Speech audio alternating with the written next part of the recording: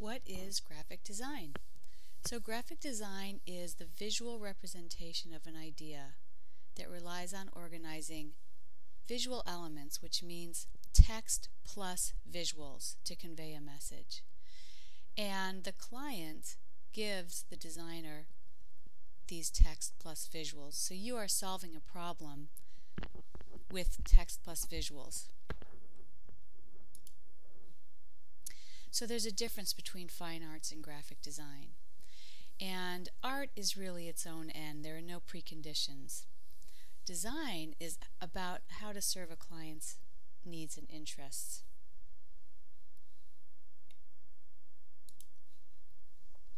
So there are different kinds of graphic design, many different kinds. Icons and logos. So symbol design, visual identity, which would be a logo onto packaging and so forth. Branding onto print, clothing, objects, trade shows. Printed materials such as letterhead. Once you've done your logo, you would place that onto letterhead. Packaging, posters, business cards, brochures, diagrams, marketing materials such as sell sheets or anything that has to do with a product, which could be packaging as well. Book layout, magazine layout, billboards. And then environmental graphics such as trade show booths, signage, installations, navigation systems, outdoor signage. Nike Town is a good example of environmental graphics. Advertising and, of course, web design. So icons and logos. Do you recognize this icon? It might look familiar to you, so take a minute. Yes, it's CBS. This was designed in 1951 by William Golden. And what I like about this is that you, as a designer, never know where your inspiration comes from. And while he was driving through the Pennsylvania Dutch country, he saw these hex symbols resembling the human eye on these Shaker barns to ward off evil spirits. And from this came his idea for CBS. So always bring a sketchbook with you. You never know, or paper. You just never know where your designs will come from, where you will be inspired. Usually it's when you least expect it. Here's another ABC logo designed by Paul Rand, which is a name you'll hear a lot throughout this class, and there are many logos that you will recognize by Paul Rand. This is a funny story. This is the Nike logo, which was designed by Carolyn Davidson, who was a student at Portland State University, and she was doing freelance work for one of her teachers, who asked her to design a logo to be placed on the side of a shoe. So she handed him this swoosh, and he handed her $35. This was just a freelance job. Luckily, you'll note she did receive a lot of money after this. So her first freelance job turned out well. So these are a bunch of logos designed again by Paul Rand. IBM, Westinghouse, United Parcel Service. This was the UPS was actually a redesign.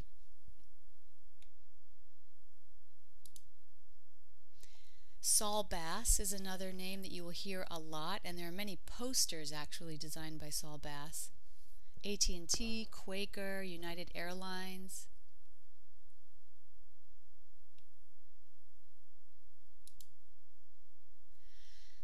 So this is interesting. Ideas come from many places, and this is just to kind of, again, reiterate that you never know where your ideas will come from. So when you get a problem to solve, look at books, look at fine arts, just look around you, look at graffiti on walls. You never know where your ideas will come from. And this is a painting, a classic painting, and I'm just showing how it's broken down into a symbol.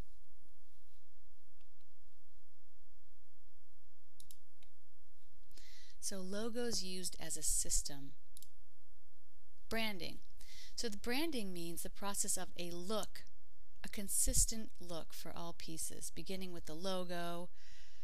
You always design the logo and the logo colors first, and from that the colors and the feel are applied to print, web packaging, and signage. So you see on the packaging, and we have signage, the whole Stride Rite store look. This, of course, is a team of designers that would be doing a huge job like this. Levi's. If you look up Levi's branding, you'll find all kinds of different designs because they change over the years.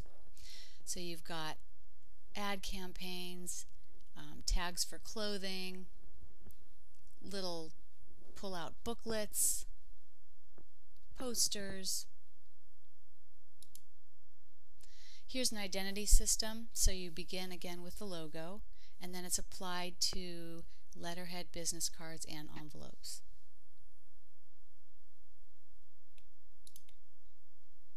Another one. This is very different and very conceptual for a fashion designer. It's very abstract. The logo appears readable only when you fold the card over.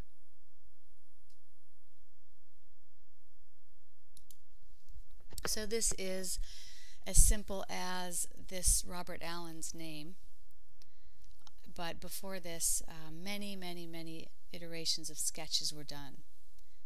So this may look simple, but it was after much thinking. The color, when it comes to the very edge like this, is called a full bleed. So these are production terms that will come up later, but when ink hits the edge, it's called a bleed. Here's another very different solution. So this up here would be a three-sided bleed. This would be a full bleed. And here's the Nike symbol. So this is environmental design. So you have, when you go into Nike Town or one of the Nike stores, the whole store is designed. You have posters, lighting, signage, photos, banners, clothing. Here's another one.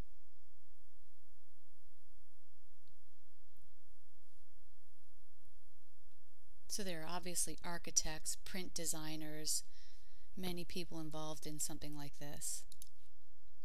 And then here's the signage for outside of the shop. This signage is made from a vector graphic done in Adobe Illustrator. So you would actually design this and finish it in Adobe Illustrator and then hand it off to a signage place, and then the signage place would make this into a sign. I put this in here. This is Ben & Jerry's factory in Vermont, but all of these pieces have been designed. All of the packaging. This is another funny story. Ben and Jerry, two American hippies who met in the 70s, and they set up their own ice cream shop in Vermont, and they had only taken a $5 correspondence course in ice cream making, and now look at them. Oh, this is lip balm. And so all of the signage that goes onto windows, so these are all made by a signage shop. So you would send again an Illustrator file to the sign shop, and they would make these sort of vinyl letters, transfer lettering.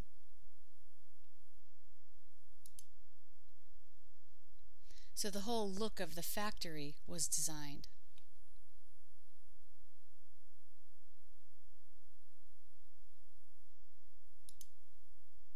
And then, of course, these little cheesy photo opportunities. Again, this was probably done in Photoshop or Illustrator at a very high resolution, which we'll talk about later. If you're going to do huge graphics, they need to be done and scanned or made in high resolution. For a website, graphics don't need to be done in high resolution. They can be 72 dpi. But for big print pieces, you would have to scan things or create them at 300 dots per inch, or vector. Here's some more images. And the inside of the shop. The tickets. Most likely these look like vector designs in Illustrator. And the painting inside of the shop. So these are different kinds of designers that would do all of these different sorts of work and ideas. T-shirts. And again, when you design, once you design a logo, you can apply that to t-shirts, mugs, anything. A van. These are posters done in Adobe Illustrator.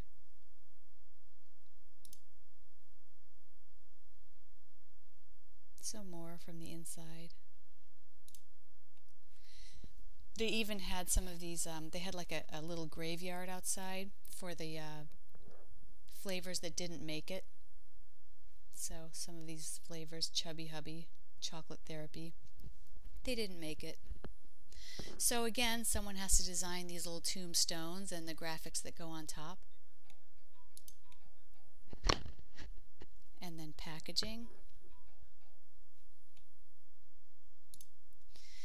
So sometimes there isn't a lot of money to create expensive packaging. So what you can do is find some interesting bottles and then place labels on top of the bottles. So this would just be a black, one color job.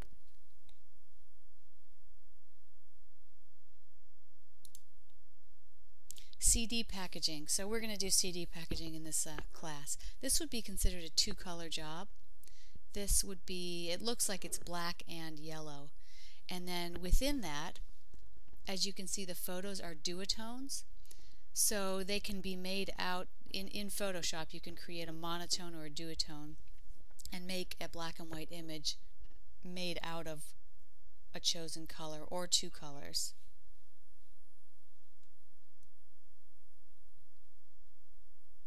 You would get the format from the printer, so you could actually place all of your images within a template that would be this size. So that we're actually going to do this at the end of class, so you'll learn how to set up a file for a printer.